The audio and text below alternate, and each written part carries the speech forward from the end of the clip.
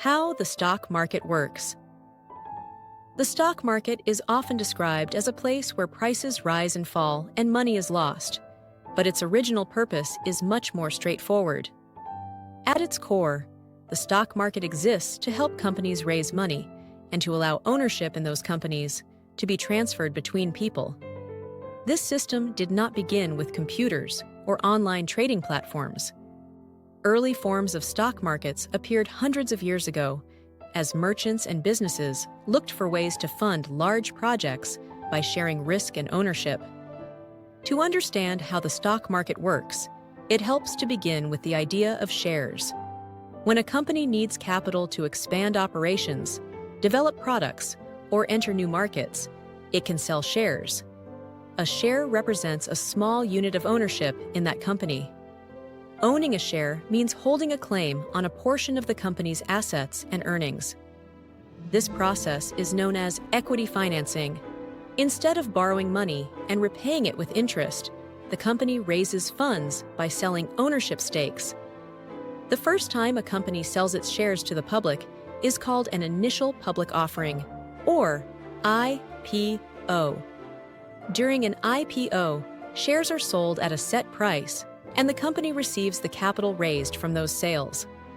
After an IPO, shares typically begin trading on a stock exchange.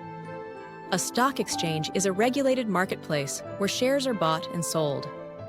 Exchanges provide the rules, technology, and oversight needed for trading to happen in an organized and transparent way. Once shares are listed, most trading happens between investors rather than with the company itself. This is known as the secondary market. The distinction is important.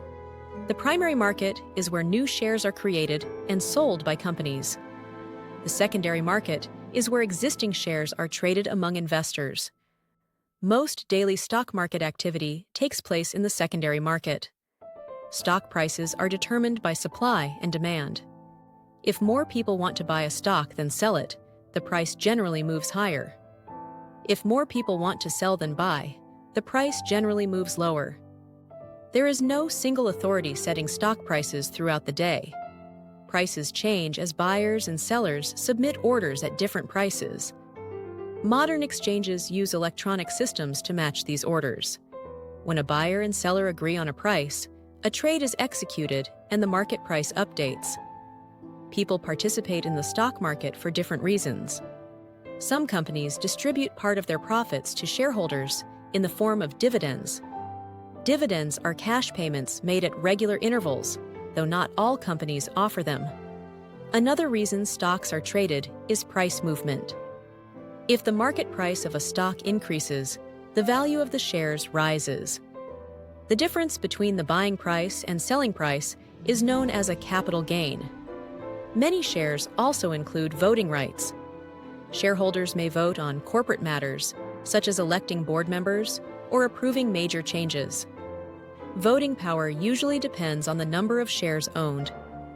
As markets expanded, systems were created to measure overall performance. Stock market indexes track groups of stocks using specific rules.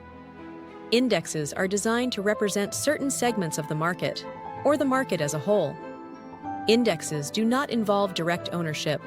They are measurement tools used to summarize market activity. Regulation plays a central role in how stock markets operate. Public companies are required to release financial reports and disclosures. Rules exist to reduce fraud, limit insider trading, and promote fair access to information.